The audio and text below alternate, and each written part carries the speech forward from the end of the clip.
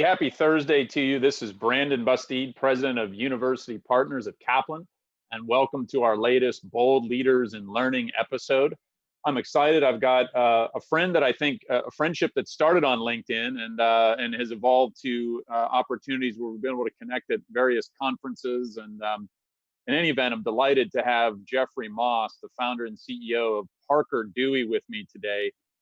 Jeffrey has been leading a campaign, as I will call it, to introduce the micro internship to the world. And I would love to maybe, Jeffrey, just have you start with a little bit about your background and tell us about Parker Dewey so people have a good sense of what you're up to. Thanks so much, Brandon. A real honor to be here. So my background is actually a little interesting for someone to be on your podcast because I don't come from the education world. I was an investor in technology and education for about 20 years and saw challenges associated with the college to career transition, that students were having difficulty landing that first job or that summer internship if they didn't have the right academic pedigree, major, family connections, GPA. And at the same time, companies were having challenges, that they were all recruiting the same students from the same school and finding that during the first year, 55% of them would leave. Or they were trying to drive and enhance diversity, equity, and inclusion, and they were having difficulties doing it. And what we recognized about 5 years ago was the emergence of the gig economy created what was a pretty unique opportunity. That as companies were continuing to accept that project-based work could be done outside of their four walls, we said, why not apply that to college students? Allow companies to use college students to execute these short-term projects, but also to help them from a campus recruiting perspective, almost like a mutual test drive, which what we found over the past 5 years leads to not just more equitable access for college students, but also much better hiring outcomes for companies. Yeah, well, as you know, I've been a huge fan of what you're doing and what you're building, and you certainly touched on a number of the really big challenges in what we're dealing with higher ed, but also in the broader kind of talent development pipeline. There's many facets of this that are broken or at least not working well, and this is a topic that, as you know, I write about a lot. You know, you've got in many respects, the largest critique of U.S. higher education is that students are just simply not work ready. And that's a lack of long-term projects. It's a lack of work integrated learning experiences, not having had an internship, or if they did, it wasn't necessarily one that was connected to the kinds of things they were learning, or they weren't given the right type of support or feedback or coaching or mentoring. And so just tell me a little bit about the structure of a micro internship. And I get the idea of kind of the gig economy form of an internship, but just give us a sense of how it works for the typical student, how it works for the typical business, and then we'll kind of dive into the conversation from there. No, that'd be great. And micro internship is a little bit of a misnomer because we're not trying to replace the 10-week on-site summer experience. You're not trying to replace the full-time role. Micro internships are essentially short-term paid professional projects completed by students on behalf of companies. So short-term, meaning they take a college student anywhere from, say, 5 to 40 hours to complete, not per day or per week, but in total. 5 to 40 hours, do a few days to a few weeks out, paid. So the students are able to generate income. On average, micro internships cost companies about $400. Companies set the price, the student's paid. On our platform, the student gets 90% of that, which is, again, important. That 10% covers Parker Dewey's cost of having the student on our books. So for companies, it makes it really, really easy because you're not 1099ing or W-2ing. The student's actually a contractor or an employee of Parker Dewey. Professional. So these are projects, not walk my dog or wash my car, but projects that are similar to what you would give to a new hire right out of school or summer intern. Think market research, content creation, data analysis. We need someone to help us write an article. In fact, one of our clients early on described the types of projects we do as the we shoulds and the I shouldn'ts. Hey, we should really write this article on blank, but who has the time? Or I shouldn't be spending my Tuesday morning going and doing this kind of research. While it may not be the best use of time for a busy professional, For a college student, it gives them the opportunity to demonstrate skills, but it also gives them the opportunity to explore different career paths. And then we've seen these projects used across department, across industry, across company size, both to get the work done, but also to help fill that recruiting funnel. And one of the things I just want to add, because it hits on your last point, when we talk about students not being job ready, I sort of take issue with that.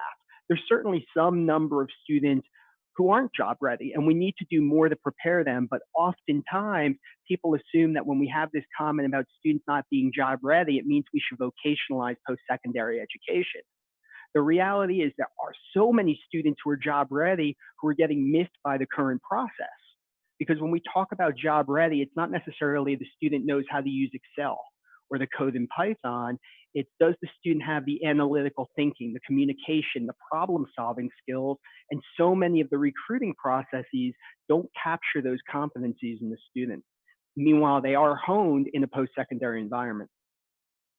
Yeah, it's interesting. I mean, when I think about work ready or the lack of work readiness, right? There's a number of facets, and there's some areas where higher education is in fact doing a good job, or at least many of them feel that they are through the lens of some of these things that we all like to kind of refer to as critical thinking, skilled communication, collaboration, teamwork, right? Cultural understanding. These are the things that are kind of the underpinnings of a the liberal arts or a liberal education. Certainly underpinnings of what higher education likes to espouse as its value. And I think you've made an interesting point there, where we're not. This is not a suggestion to simply vocationalize things. That said, right, we're grappling with a couple of really difficult facts. One, this current 18 to 24-year-old generation is the least working generation in U.S. history. That is, they've just had the least experience with work in general. So it doesn't mean they're not work ready necessarily or work capable. They've just had fewer reps, right? They've had fewer at bats, if you will, Mm-hmm. and just less exposure to the world of work, where there's certainly a lot of things they can pick up in that experience. The soft skill understandings, right? Certainly some specific skills that might be more, specific to an industry or whatever it might be. But then the other fact is that, internships, the way we've traditionally thought of them, whether we call them co-ops or internships, obviously there's derivatives of this into the apprenticeship model. There's just very few college graduates that get them. It's less than a third from the Gallup research I was involved with. So yes, am I a massive fan of internships? Definitely. But it's a scalability problem. And I think you guys are also Yeah. addressing that. Like at the end of the day, you've also created a model that's much more scalable, that still gives students really meaningful experiences. And you're right, it's not the 10-week internship, but I assume some of your students do multiple micro internships with you as well, right? Yeah, I mean, look, you're hitting on, this is why I always love talking to you, hitting on so many different important issues. First of all, the students who have the best experience on our platform, to your point, aren't just doing one micro internship and getting a full-time role. What they're doing is 5, 10, 20 of these micro internships to really hone in on where their interests are. Do I want to work at a big company or small? Do I want to do marketing versus finance? If I like marketing, do I like content or marketing analytics? So they're really using this to hone in. And they're using it, one of the students described it as job dating. And at first I was a little like, I don't know. He went on to say, no, look, the summer internship, the 10-week experience is like an engagement. It's a deep dive. The full-time role is like marriage. He said, but we never have the opportunity to date. And I pushed back. I said, well, what about info sessions? What about all of these? He's like, that's not dating. He's like, those are the job boards or the dating sites. It's swiping right or left. He goes, I want to go on a real date with a company. I want to find out what that experience is really like, not necessarily just for 10 weeks, but let's have a single date. And if we like each other, then we can do that deeper dive. And I thought it was a really important point. The other thing that you're bringing up, which I think is vital, is the fact that traditional summer internships are not scalable. And they're not scalable because students only really have one, maybe two opportunities to do them because they are so long at being 10 weeks. Yep. How can you provide opportunities to have multiple experiences before you jump into that metaphorical engagement of the summer internship?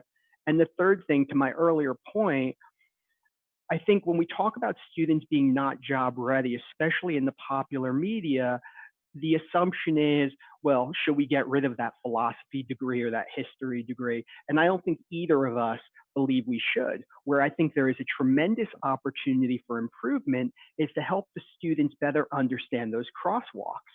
How does a philosophy student understand that he or she is honing skills in communication and problem solving and the ability to craft an argument, and then demonstrating those skills to an employer through whether it's micro internships or summer internships or whatever? And how can we bring that into the classroom, that appreciation for those crosswalks, without taking away academic freedom? Yeah, and look, you and I definitely agree on this, right? Well, our advice is not take away the philosophy major, or everybody loves to pick on the philosophy major, of course, but that it's more about how do you get the best of both worlds, right? So I've written many Exactly. pieces about the both and instead of the either or. This is not the liberal arts and versus careerism. It's how do you get practical work experience combined with the richness of Well, a college degree, right? yeah, I mean, look, there's a reason we named the organization Parker Dewey. It's Francis Parker and John Dewey. It's about experiential learning. I mean, that was a conscious decision, but also, I mean, Kaplan's partner in Purdue University has done a great job with the Cornerstone program. I mean, David Reingold and Lori Sparger with the Cornerstone, bringing the liberal arts and those other degrees together, to your point, because it's not either or. We need people that are educated both with those core skills and the ability to learn how to learn. Yep. And by the way, this resonates with employers and hiring managers in the marketplace. I've been involved in a lot of fun market research from my Gallup days, from work that I've been leading at Kaplan. One of the studies we did last year, we were asking people, of the following three graduates, right, knowing nothing else about them, who would you be most likely to hire? And the options were really straightforward. It was a graduate who had a bachelor's degree in English, one who had a bachelor's degree in cybersecurity, and one who had a bachelor's degree in English with a certified ethical hacker designation in cybersecurity, right? An industry recognized Yep. credential. And the first two were just an English degree in the cybersecurity booming field, right? So you'd think more people would pick the cybersecurity major over the English major. That was true. We saw that in the data. But the English major with the cybersecurity designation was 4 times more likely to be picked than the English major alone, and 3 times more likely to be picked over the cybersecurity major, right? And what that says to me is English is not the problem, right? The English major is not the problem. It might have a bit of a branding issue, right? But when employers look at that and they go, wait a minute, I could get an English major with an industry recognized credential. That kind of thing just kind of jumps off the pages or off the LinkedIn page of their resume, right? And so I think what you're doing in terms of giving them multiple experiences in the kind of micro internship framework builds that, right? That could be a philosophy major just as easily as it could be a business major. And it's similar to a lot of work that Kaplan's doing now around what we call credegrees. And it's just the idea of partnering with universities to help them add industry recognized credentials to students who are getting their bachelor's degrees. So now they come out with both Yep. a bachelor's degree and an industry recognized credential. One of the questions we've got from the audience is from Barbara Thompson, who's asking. I think it's a fun question, but there's some practical reality to it as well. She's kind of getting at how do students market the fact that they've done all these micro internships. She said, how do students do 20 Yeah. micro internships and fit all that on a resume? So how are you guiding students with portraying the experience they're getting? Yeah, it's a lot different than it was 5 years ago when no one knew what a micro internship was. What we're seeing most of the students doing right now is on their resume, they're listing the micro internships as individual bullets underneath the headline of Parker Dewey. So Parker Dewey micro intern would be the job title, and then they'll have 3, 4, 5 different bullets outlining the various projects. So did a competitive analysis in the flavored water space on behalf of a CPG company, drafted an 800-word article that was shared on social media around X, did a social media content count, and they'll list those experiences. And what's neat about it is, first of all, it helps the student demonstrate those competencies to the prospective employer who's looking at the resume, it also shows so many of those other skills. So the student who has taken the time throughout his or her 4-year academic experience to work on a number of these projects demonstrates grit, desire, all of these skills employers are looking for.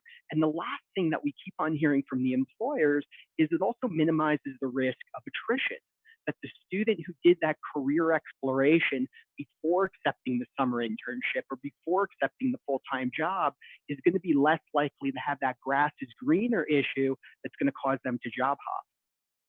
Right. And I know you guys have some great stats around this about what percent of these students end up going to work for an employer that they did a micro internship for. You know, the dating analogy, as you mentioned, it might be a real good one because it's helping to forge relationships that are likely to stick longer because of what you just mentioned, right? So tell me about some of the outcome metrics. I know you guys have published a Yeah. number of those, but I think it'd be helpful for the audience to hear the efficacy around this. It's really impressive. Yeah, it's pretty incredible. 98% of the students who complete micro internships stay at the full-time job upon graduation at least a year, which I think with the 55% attrition rate of all recent college grads, we feel really good about that. Over 96% of them, of students who complete micro internships, are professionally employed upon graduation, which again compares pretty favorably to the 47% under an unemployment rate. And a number I'm really proud of is over 80% of the micro interns selected come from underrepresented populations.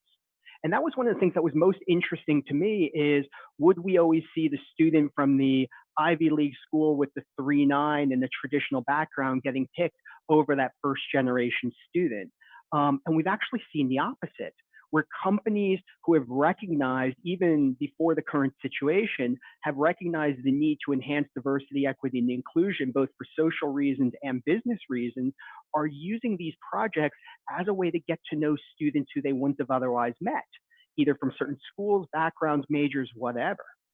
Yeah, because you broaden the platform of students that they have access to, right? You mentioned at the beginning the traditional employer recruitment model was visiting a campus for, career, fairs and, formal campus visits. And most employers, even the largest ones, they couldn't visit more than 50, 60 universities in a given year. So what happened was they were just recruiting from the same exact places Well, year over year. and even at those schools, I mean, we had a conversation with one of our university partners, a big state institution, and they were saying, yeah, we have a ton of recruiters coming, but they're all recruiting the same 20 or 30% of our students. So how do we, and groups like the University Innovation Alliance have done a great job helping the employers go beyond that same 20 or 30% to drive that real diversity and inclusion. Yeah. I'm not surprised that you're seeing, the yield and the uptake in students from underserved communities and backgrounds participating in it. That's been one of the big critiques of the classic internship model, right? It's who you know, what kind of connections do you have, right? And if you don't have that social network, it's a lot harder to do it. Oh, by the way, if you can't afford to do an unpaid internship, you got to work, right? Like, Yeah. so this model, the students are getting paid, they can do essentially as many or as little projects as they want over time. The employers are getting a bigger look at a broader set of students, and so I think there's a lot to be said for that. Most of correct me if I'm wrong, most of these opportunities are ones that students do remotely, correct? I mean, has that always been the basis of most of it? Yeah, so pre-COVID, 98 or 99% of them were remote. In the COVID environment, it's obviously 100%. This is not, and that's one of the interesting things. I mean, what we've seen over the past few months is not a pivot in anything we've done. This is the same stuff we've been doing for 5 years.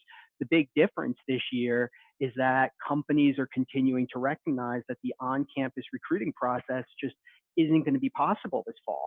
And they're very much looking to this form of experiential recruiting where they can build authentic relationships with students in a remote environment, as being pretty important, especially this fall. Yeah. And obviously that leads in a little bit to where I was going to go. You guys were obviously making great progress pre-COVID, and to your point, almost all of your students were doing remote forms of work for these employers. I keep hearing critiques all the time of like, well, we're really limited with what students can do or what projects we can give them with it's remote. I mean, if that was a perception before, my guess is that's quickly disintegrating, right, as a myth about this. Yeah, it certainly has. I mean, the financial services area is a great one in particular, where they were just very averse to remote. And as soon as their employees all went remote, I can't tell you how many calls we got from the financial services companies. Um, yeah, it's broken down a lot of those barriers.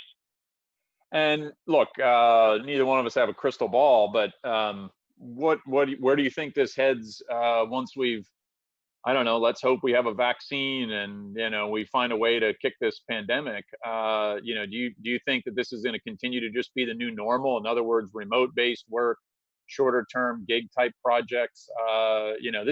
My opinion is it's here to stay, but I'm curious what your view is about will it become a new normal, or is there a short term wave that is being ridden right now? Yeah, I think there's two parts to your question. With regard to the end of offices and people all working remotely and gigs replacing jobs, I'm actually pretty negative on those things. I think there's too much benefit to employee-employer relationships. I think there's too much benefit to the informal interaction that takes place in an office. I do think we'll see more organizations that were just bright line test on having anyone work remote break down those barriers, but we're not going to see the offices go away. With regard to campus recruiting in particular, I do think that the silver lining of the current pandemic is that the old traditional ways that companies recruited college students will go away. I think because the university recruiters this year are starting with a blank slate, there will not be on-site career fairs. There will not be on-site info sessions. There will not be these opportunities to engage students with chicken strips and frisbees at events. They need to find something new, and they're increasingly relying on this experiential recruiting through micro internships. What's great is, as the outcomes have shown, better hiring outcomes, better diversity, better retention. And I think even pre-COVID, I mean, we've spoken with so many both university recruiters and universities who said we would get rid of the career fair if we could, but no Right. one was willing to make that decision. What we've seen this year is you have to get rid of it, and throwing the term virtual in front of it just doesn't solve it. Right. Yeah, it's interesting. I mean, to think about where does the workplace go, but to your point about on campus recruiting and the way that recruiting has been done traditionally, it needed to change long before COVID. COVID, I think, is going to accelerate some of the changes that are going to be an improvement in the overall grand scheme of things. Right? There's some things that have been damaged irreparably by this pandemic. When it comes to thinking about career services, career readiness, some of these pathways, right? I think we're going to see better models emerge, which is really exciting. One of the other questions we got is a little bit about the supply and demand, right? Are you seeing any differences in supply demand? More students seeking these online internship opportunities versus more employers? Do you have a mismatch? I mean, are you able to fill the student demand, or is there more employer demand for students? I'm curious how that's shaking out right now. Yeah, we definitely have more student demand than employer demand. So while we've seen, I don't know, 5x growth over the past few months in the number of micro internship opportunities, maybe the student growth has been 7x. And again, order of magnitude. What that means from a student's perspective is maybe they applied to 3 or 4 or 5 micro internships and got selected for 1 or 2. That number's probably a little bit higher right now. But we're starting to see it shift back quite a bit as companies are starting to try to figure out what they're going to be doing this fall with recruiting. They're doing some pretty large programs. So some of these, again, large companies are saying, we know we're going to have 1,000 seats to fill for our summer internship program next year. That means between now and December, we're going to need 3,000 micro interns working on projects. And that sounds like a big number, but when you remember that these companies have tens of thousands of employees who would Right. all be happy to offload a project to a highly motivated college student, it's actually not that big. And even better, what our data shows is somewhere between a 40 and 80% cost savings in the cost per hire relative to the current model, because you've taken geography off the table. You're not Right. spending money on flights. You're not spending money on hotel rooms or hosting events. you're actually putting money in the students' pockets through these micro internships.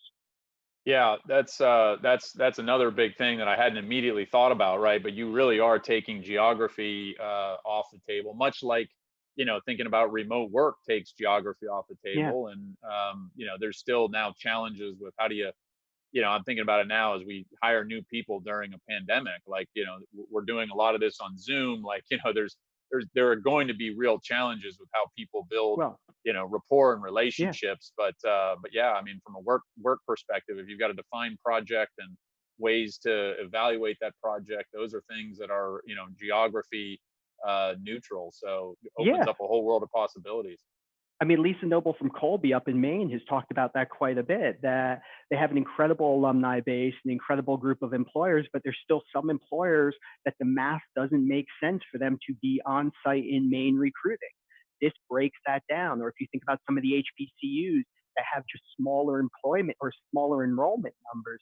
The other thing that's been really interesting to your point about nurturing and building relationships, we're seeing a lot of companies have students work on 5 different micro internships with 5 different hiring managers. And what that's doing is it's letting the student build these relationships with 5 individuals in this very authentic setting, not the artificial cocktail hour or campus recruiting event, but a very real sort of workplace relationship building that lets the student develop it, which leads to better conversion, but it also allows the companies to better assess those skills across a variety of different areas. Yeah, and so tell me a little bit about the, how. Well, before I ask that question, interesting point you just made me think about. So, one of the pieces of advice I've given to college students who are thinking about, where they want to go work and what they want to do is that the most important criteria they should evaluate when they're thinking about a job is who they're going to be working for, who their manager or boss is going to be. And when I say that to like college seniors, they're all like, "What?" Like, they're like, "That's your most important piece of advice." I'm like, "Yeah, because most students will take a job thinking about how much does it pay, right? What's the, is it a well-known Brand. brand, a prestigious company? There's all these factors going. How many weeks vacation do I get, right? They'll get into the picky details of the benefits package. And I say, you've missed the most important factor, right? Which is whether you have a really supportive manager who's going to invest in your development, or one on the other hand who isn't. So your point about doing micro internships with multiple managers, not just multiple companies, gives you that sense of who do you like Yep. to work for and why, right? And those are things too that students don't necessarily have a lot of experience with. So Yep. anyway, that's another Completely. fantastic example. And by the way, it's a great point you made, and completely agree. It's all about the manager. We've all had managers that were wonderful who took us under the wing and coached and mentored, and we've all had ones that weren't. Yeah. We got a couple other good questions that are probably quick ones for you to answer. They're related. Cheryl Garrison's asking about whether Parker Dewey hires high school students for micro internships, and Ricky Green's asking whether you have micro internships focused on veterans. So curious what you're doing on that front. Yeah, high school students, we do not. And what we found was, first of all, you have to be over 18 for a number of just legal reasons. Secondly, when the companies are thinking about the value proposition for them, with college students, if they're used to hiring interns, if they're used to hiring directly out of college, they know college students can add value. And they know they're 1, 2, 3 years away from being a full-time employee. With high school, that value proposition starts to break down. It becomes more of a philanthropic effort. We are working with a number of high schools where we've opened up our micro internship library and best practices to them so they can bring in sort of those philanthropic organizations to coach and train and teach micro internships in the class. But we're not involved in that other than just opening up the library and making it available to them. With regard to veterans, we've seen a huge percentage of veterans involved in micro internships, especially those who are, again, pursuing degrees.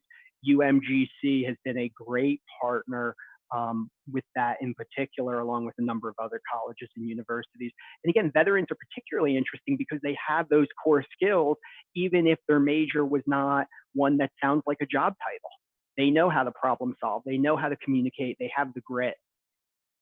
Yeah, and you would think, somebody who knows they're going to be transitioning from the military, what a great thing to be able to, kind of try on a few different industries and projects through, through the model. You could do that, conceivably pre-transition, during transition, post-transition out of the military. So I Exactly. think that's a great example. I'm glad the question came up. And I'm curious too, on this point of feedback, right? Like we know students getting a lot of valuable experience. Tell me a little bit about how the feedback works between a company and a manager, who obviously they must evaluate the Yeah. product that the student produces in some form. What are the mechanisms around that? I'm curious.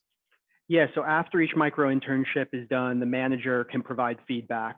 Takes the manager 2 minutes. We wanted it to be simple enough that they would actually do it, but also detailed enough that it added value. Students are rated on 6 criteria, things like presentation skills, communication, etc. It's funny, we started off with a star rating, but had an Uber issue where everyone was getting 5 stars. So we changed it. The students are rated on a scale of as expected for an intern or new hire, above, below, or oh my goodness, executed like an industry veteran. Um, and we found a lot more nuance in the feedback that way, which was really good. The student gets the feedback so they can learn from it. We're able to share it with our university partners so that they can both coach students one on one, but also understand if there's opportunities or gaps within programs where our students are doing really well in this area, but have issues around this. We need to do more coaching and preparation, but we don't share that feedback publicly. There is no public rating on the student because we want this to be an experiential learning opportunity for the student, not something where they're rated and if they make a mistake, they sort of don't have any opportunities going forward. What we've also seen is north of a 98%, 99% success rate on projects, meaning students have exceeded expectations. Because even though they're getting paid, they're not doing it for the money. They're doing it to prove themselves, to get in the door. They appreciate this opportunity that the companies are giving. Yeah, that's amazing. Well, I'm glad I asked about that because I think that's one of the, really important parts of this, that it's not just the, the hands-on experience. There is a lot of feedback going multiple ways from the, employer to the student back to the university, and, who might be supporting the student from that end of things. So that's certainly a, a critical part of it. So Jeffrey, I really appreciate you taking time to join us today. I know we could keep going for a while. We're already over our 30-minute slot, but I would love to make sure that we have you back on the show next year and get an update on all the things that Parker Dewey is up to. So thank you, sir, very much, and keep up the phenomenal work. Thank you. Thanks for inviting me, and really appreciate the time and appreciate all of the important work you're doing. So thank you for that. Thanks so much. Have a good rest of your week, everybody.